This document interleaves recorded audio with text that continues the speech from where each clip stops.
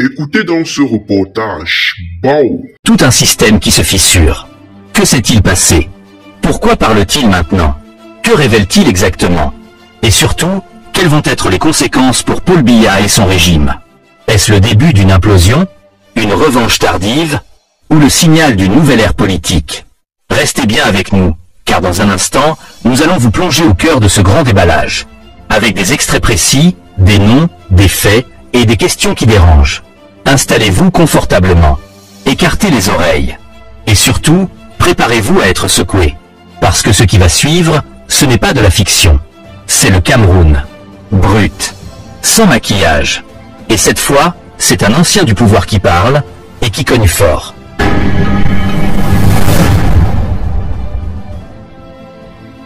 Partie 1. Quand un ancien ministre ouvre le robinet de vérité.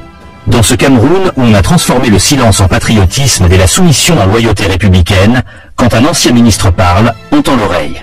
Fort. Pas parce qu'on l'aime, pas parce qu'on le croit, mais parce qu'il sait des choses.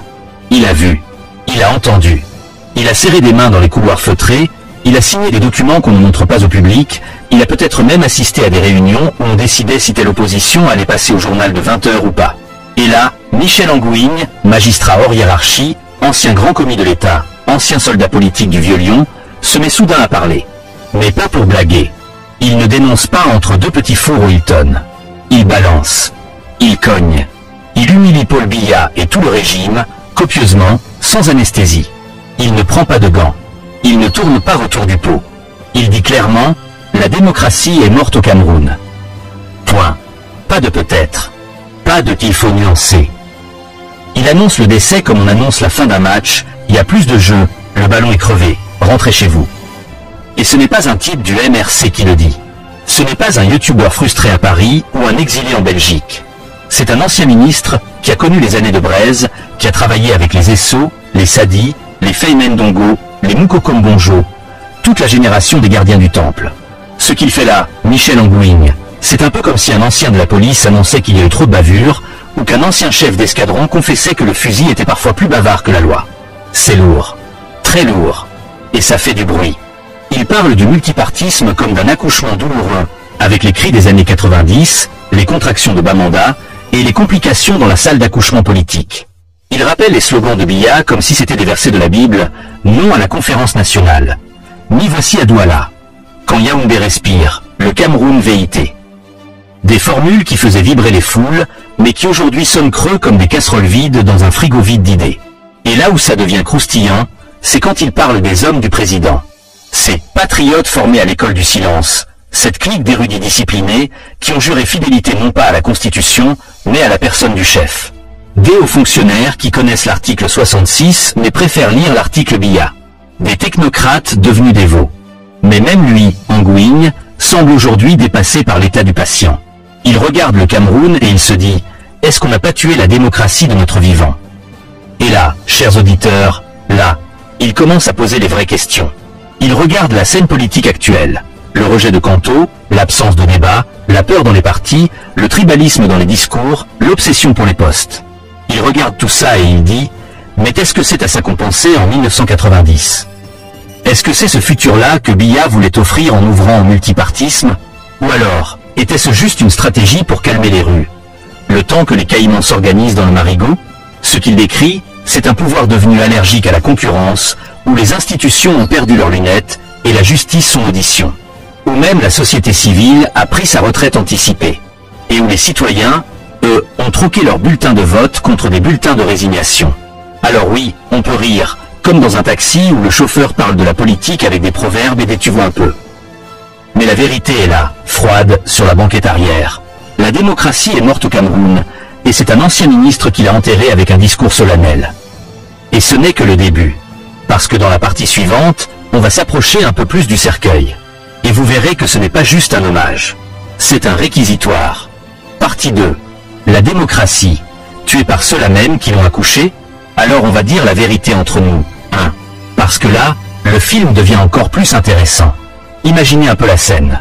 Les mêmes qui, hier, brandissaient la démocratie comme un trophée de guerre, sont aujourd'hui ceux qui l'étouffent avec un oreiller mouillé de silence. Oui, on parle bien de ce qu'Angouigne appelle les patriotes de l'école du silence. Une équipe de choc, fidèle au chef comme un chien de berger au troupeau, mais qui aujourd'hui n'arrive même plus à aboyer quand les loups sont dans la bergerie. Dans les années 90, ces hommes étaient présentés comme des héros de la République. Des serviteurs, des bâtisseurs, des modérateurs dans la tourmente. Mais aujourd'hui, 35 ans plus tard, on regarde derrière. Et on ne voit que des institutions fatiguées, des partis politiques qui font le mort, des opposants qui se battent entre eux pour des likes, et une jeunesse qui regarde vers Dubaï, pas vers les urnes. Anguin pose la question qui pique. Est-ce qu'en 1990, le président Biya était le seul à croire à la démocratie? Tu sens le sous-entendu? Ça veut dire que les autres n'y croyaient pas. Ils accompagnaient le mouvement, mais leur cœur était ailleurs. Ils chantaient multipartisme, mais dans leur tête, c'était toujours un seul chef, un seul parti, un seul plan. Et maintenant, c'est le désenchantement total. Le Cameroun, selon notre ancien ministre, est tombé dans une sorte de théâtre politique où chaque acteur joue pour sa tribu, pour sa région, ou pire encore, pour son propre ventre. Il le dit lui-même. Ceux qui détiennent le pouvoir sont accrochés à leurs privilèges comme un cochon à son dernier épi de maïs. Et ceux qui veulent le pouvoir, ils sont pour la plupart incapables de proposer une vraie vision de société. Ils sont trop occupés à former des coalitions de villages plutôt que des projets de nation. Pause ici, jeu avec les abonnés. D'après vous, entre Paul Biya et le maire Emma Basile, celui qui disait non au multipartisme, qui avait vraiment raison avec le recul? Donnez-nous vos réponses en commentaire, on va lire ça avec popcorn. Revenons. Dans son discours, Anguin n'épargne personne. Pas même le citoyen ordinaire. Oui, même toi, cher auditeur, qui écoute cette vidéo en râlant. Il dit, le peuple aussi a échoué. La société civile a échoué. La classe politique a échoué. Tout le monde a trahi la démocratie. Et là, silence dans la salle. Personne n'aime quand on met le miroir devant son propre visage. Mais c'est ça la vérité. On a tous participé au ndem collectif. Et la conséquence? Un système électoral qui ressemble à un concours où les résultats sont connus avant le début. Un débat politique qui se limite à tuer du nord ou du sud. Au lieu de tu proposes quoi pour l'école, la santé, les routes. Une presse muselée, une justice à deux vitesses, une assemblée nationale qui ressemble plus à une salle d'attente qu'à un lieu de débat. Bref, une démocratie qui a fait un coma prolongé et que tout le monde laisse mourir à petit feu. Et c'est là que Michel Anguin sort sa carte finale. Il parle de la jeunesse. Il dit qu'elle a compris, qu'elle appelle au changement, qu'elle ne veut plus du cinéma. Ce n'est pas un hasard. Parce que même dans le fond de sa lassitude, on sent que lui aussi espère encore un électrochoc. Mais attention, il ne dit pas que tout est perdu. Il dit qu'il faut que les institutions fassent leur travail, rien que leur travail. Qu'elles se réveillent, qu'elles se regardent dans la glace, qu'elles arrêtent de dire que le Cameroun est un état de droit, alors que le droit est souvent introuvable, surtout pour les pauvres. Et puis, comme pour mieux nous laisser un goût doux amer en bouche, il conclut sur la paix. Il la défend, il la protège. Mais il nous dit bien, la paix n'est pas un slogan. La paix ne vit pas dans les discours. La paix naît de la justice, de la transparence, de l'équité. Et là, on sent que ce n'est plus l'ancien ministre qui parle. C'est le magistrat, l'homme de droit, l'observateur des abusés. Il ne hurle pas. Il n'accuse pas à la machette. Il murmure juste une évidence que le régime, lui, fait semblant d'oublier. La vraie paix, ce n'est pas le silence du peuple. C'est sa confiance. Dans la partie 3, on entre dans les détails les plus amers. Ceux que le régime préfère enterrer. Mais nous, on va déterrer tout ça. Partie 3. Un héritage politique enterré vivant. Avec le président dedans. À Cameroun, mon pays. Où même les hommages posthumes se font de leur vivant. Parce que oui, quand Michel Anguin parle de la mort de la démocratie, il ne fait pas qu'enterrer un système. Il enterre aussi celui qui l'a proclamé. Et attention, il ne le fait pas en douce, façon funérailles discrète à Mvonka. Non. Il le fait avec discours, regrets et pierre tombale gravée en direct. Reprenons un passage bien croustillant. Ne serions-nous pas en train de détruire son héritage de son vivant? Là, c'est fort. Là, c'est pas d'une dolée. Là, c'est du piment pur. Le gars dit carrément que Biya assiste impuissant à l'agonie de sa propre création, comme un menuisier regardant sa chaise se casser sous les fesses de tout le village. Parce qu'en vérité, qu'a laissé Paul Biya? En 1982, il arrive avec des mots doux, rigueur, moralisation, ouverture. Puis en 1990, devant une rue en feu, il sort sa carte ultime, le multipartisme. Applaudissements, danse à Bastos, champagne au palais. Et pendant un moment, on y croit. Même ceux qui l'avaient surnommé le Sphinx se disent « Tiens, il va peut-être nous surprendre ». Mais 35 ans après, qu'est-ce qu'on a?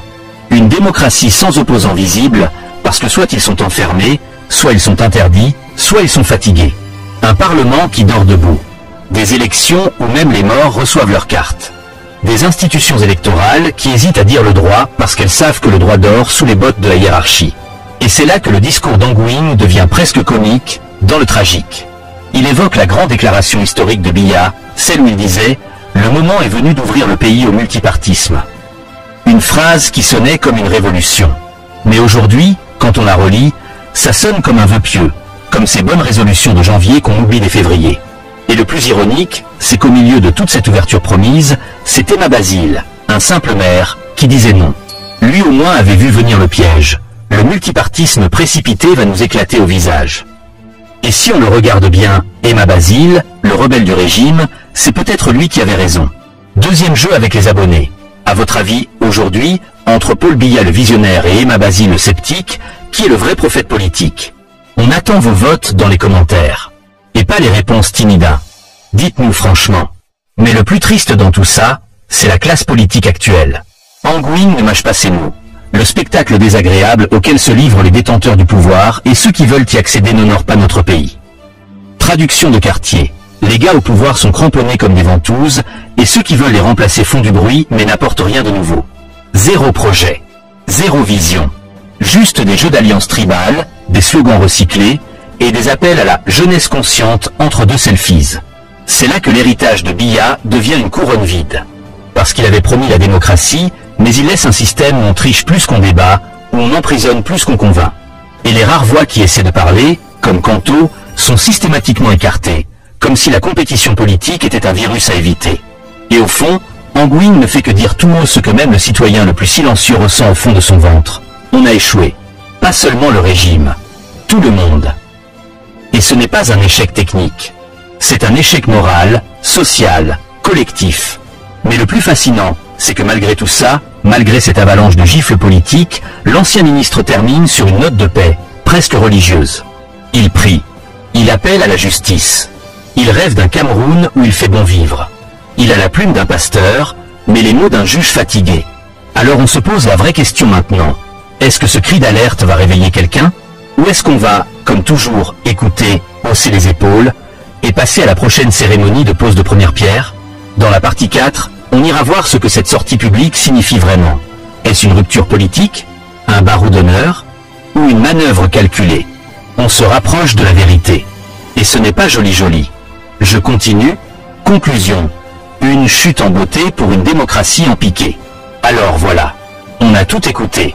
On a tout analysé. On a tout digéré, ou du moins essayé.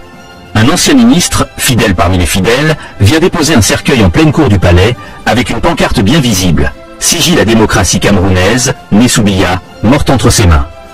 Et tout le monde regarde. En silence. Personne n'ose toucher au cadavre. Parce que dans ce pays, même les idées mortes ont droit à la peur. Ce que Michel Anguin a fait, c'est plus qu'un discours. C'est un acte de rupture. Le genre de prise de parole qui devrait déclencher un séisme, mais qu'on va sûrement ensevelir sous des tonnes de réactions tièdes. Il ne s'est pas contenté de critiquer. Il a pris le régime par la gorge et l'a forcé à se regarder dans un miroir sale. Et dans ce miroir, on voit quoi? Un pouvoir essoufflé, une opposition divisée, un peuple désabusé, et une démocratie transformée en slogan de meeting. La vraie question, celle qui reste en suspens comme un coup de marteau qui ne frappe jamais, c'est « Et maintenant ?» Est-ce qu'on va faire semblant que rien ne s'est passé? Est-ce qu'on va traiter Anguin de vieux frustré, comme on l'a fait avec d'autres qui ont parlé avant lui?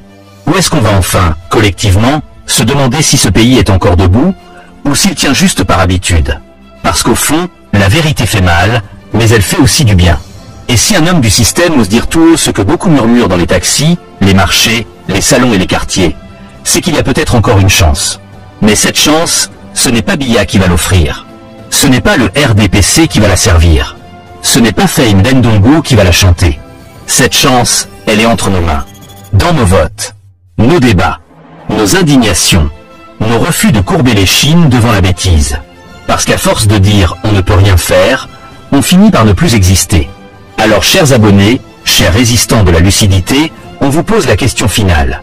Vous là, qui nous regardez jusqu'ici, croyez Croyez-vous encore à la démocratie au Cameroun? Ou pensez-vous, comme Michel Angouigne, qu'on l'a tué sans même pleurer? Répondez dans les commentaires. Dites-nous ce que vous en pensez. Ne gardez pas le silence. Le silence, c'est ce qui tue encore plus vite que les balles. On se dit à la prochaine, ça va, bisous.